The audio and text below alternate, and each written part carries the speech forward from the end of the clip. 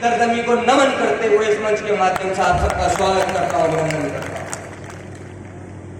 आप और हम एक लोकतांत्रिक देश में रहते हैं। आप और हम एक लोकतांत्रिक देश के नागरिक हैं। आखिर एक लोकतांत्रिक देश का नागरिक कैसा होता है?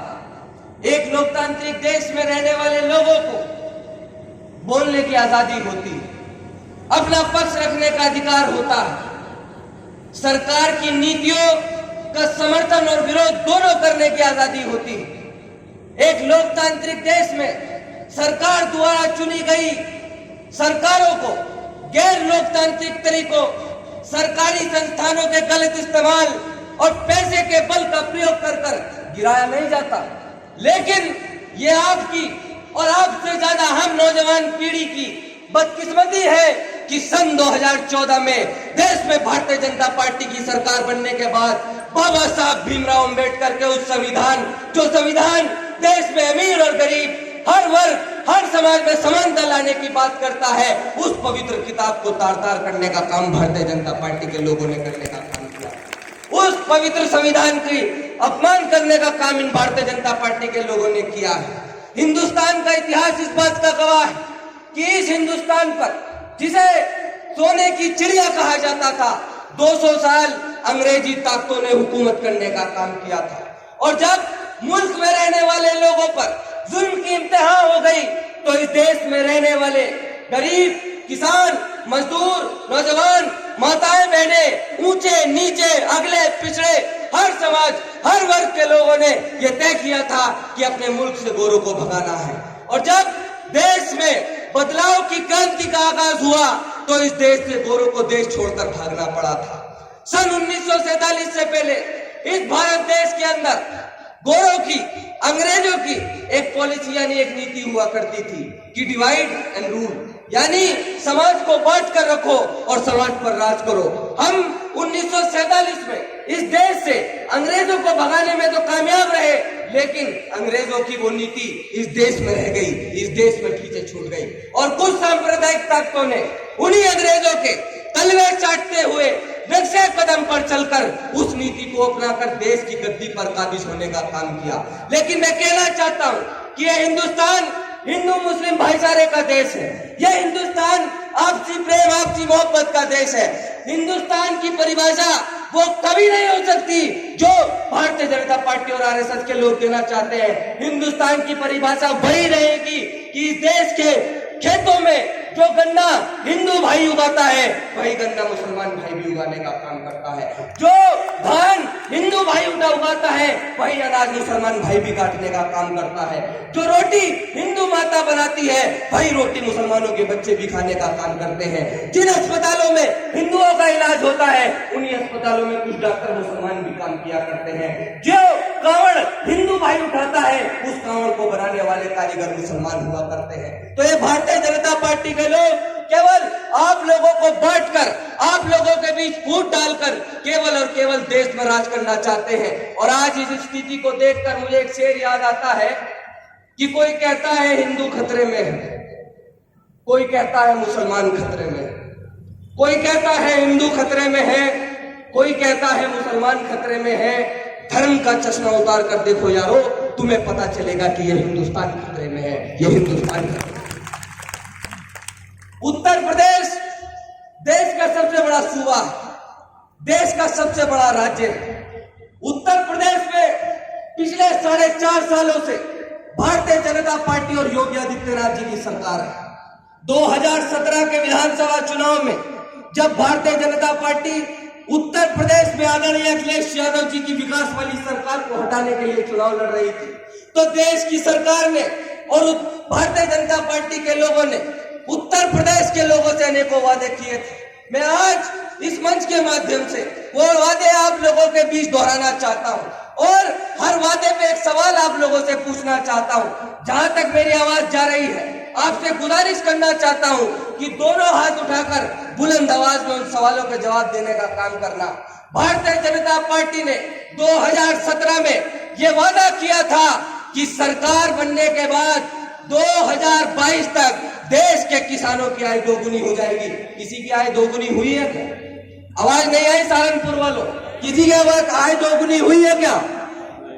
भारतीय जनता पार्टी के लोगों ने 2017 में ये वादा किया था कि सरकार बनने के बाद 14 दिन के अंदर गन्ना किसानों का बकाया का भुगतान किया जाएगा। किसी का भुगतान हुआ है क्या भाइयों? भारतीय जनता पार्टी के लोगों ने यह वादा किया था कि 2022 तक 70 लाख नौजवानों को उत्तर प्रदेश में रोजगार देने का काम किया है। क्या किसी एक नौजवान को रोजगार मिला है? ये भारतीय जनता पार्टी के लोग केवल विकास के झूठे वादों पर आपके बीच आकर चुनाव लड़ते हैं, आपकी भावनाओं से खेलने का काम करते हैं, सरकार बनाने का काम करते हैं और सरकार बनने के बाद आपको और हमें दूध में से मक्खी की तरह निकालकर बाहर फेंक दिया जाता है। मेरे साथ आज फैसला आपको करना है कि आपको कैसी सरकार चाहिए।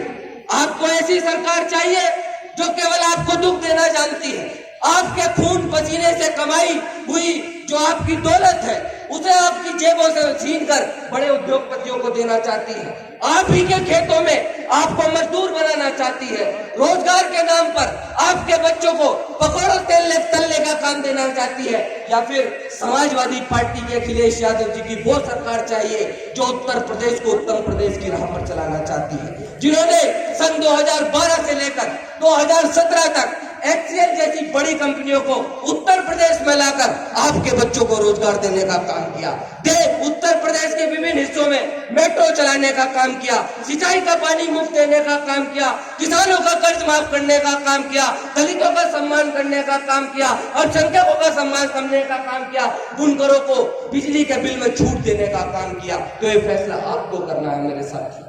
सन 2014 में भारतीय जनता पार्टी की देश में सरकार बनने के बाद लगातार इस मुल्क को बेचने की कोशिश की जा रही है। मैं आज इस मंच के माध्यम से भारतीय जनता पार्टी के सिपह सलारों से पूछना चाहता हूं कि आप लोग और देश के प्रधानमंत्री कहते हैं कि हमने देश के अंदर 100 स्मार्ट सिटी यानी 100 आधुनिक शहर बनाए हैं, किसी 4 का नाम बता सकते हो क्या? आखिर कहां गया वो कोरोना काल का 20 लाख करोड़ रुपए का पैकेज? कहां गए 15-15 लाख रुपए? कहां गए देश का काला धन? बताए भारतीय जनता पार्टी की जिस दिन से आप सरकार में आए हो देश की GDP बढ़ी है या घटी है? लगातार देश का कर्ज बढ़ाने का काम किया जा रहा है। जिन सरकारी संस्थानों में जो 70 साल में आपने, हमने, हमारे बड़ों ने खून पसीना देकर इस देश की लोकतांत्रिक व्यवस्था बनाई है, उस लोकतांत्रिक व्यवस्था को बर्बाद कर देना चाहती है भारतीय जनता पार्टी। जिन सरकारी विश्वविद्यालयों में आपके बच्चे मात्र 10 से 12 हजार रुपए साल की धनराशि में अपनी शिक्षा प्राप्त करने का काम करते हैं और देश के उच्च स्थानों पर बैठने का काम करते हैं, ये भारतीय जनता पार्टी उन सरकारी शिक्षा के मंदिरों को प्राइवेट लोगों के हाथों में बेच देना चाहती है। और इस बात पर एक शेर याद आ रहा है कि वतन को बेचने वाले ही वतन की बात करते हैं, वतन को बेचने वाले ही वतन की बात करते हैं, गिराकर बिजलियां खुद ही चमन की बात करते हैं, विराट सड़कें बिछी लाशें फिजा में शोर होगा, कराकर मुल्क में दंगा अमन की बात करते हैं। कोरोना की ऐसी महामारी के बीच जब पूरा देश अपने घरों में बैठा था, देश का व्यापार रुक गया था, देश के गांव देहात के इलाकों में लोगों को न जाने कैसी कैसी दिक्कतों का सामना करना पड़ रहा था, तो वो देश का किसान था जो अपने खेतों में आपके बच्चों का पेट भरने के लिए, आपकी भूख को मिटाने के लिए, देश की अर्थव्यवस्था को बचाने के लिए, देश की रीढ़ की हड्डी बनकर अपने खेतों में अनाज काटकर मंडी तक पहुंचाने का काम कर रहा था। ये भारतीय जनता पार्टी के लोग जो अपने आप को किसानों का हितैषी बताते हैं, असल में ये भारतीय जनता पार्टी के लोग उन किसानों पर लाठी चलाने का काम करते हैं, आंसू गैस के गोले चलाने का काम करते हैं। 9 महीने तक, 9 महीने में जो दिन आते हैं, 9 महीने का समय छोटा मोटा समय नहीं होता। 9 महीने तक देश की सरकार देश के किसानों को सर्दी, गर्मी, बरसात के मौसम में सड़क पर मरने के लिए छोड़ देती है। और आज जो किसानों की दुर्दशा है उस पर आप और हम भारतीय जनता पार्टी और देश के प्रधानमंत्री जी से केवल एक बात कह सकते हैं कि आखिर आत्महत्या की चिता पर देखकर किसान को, आत्महत्या की चिता पर देखकर किसान को नींद कैसे आ रही है देश के प्रधानमंत्री?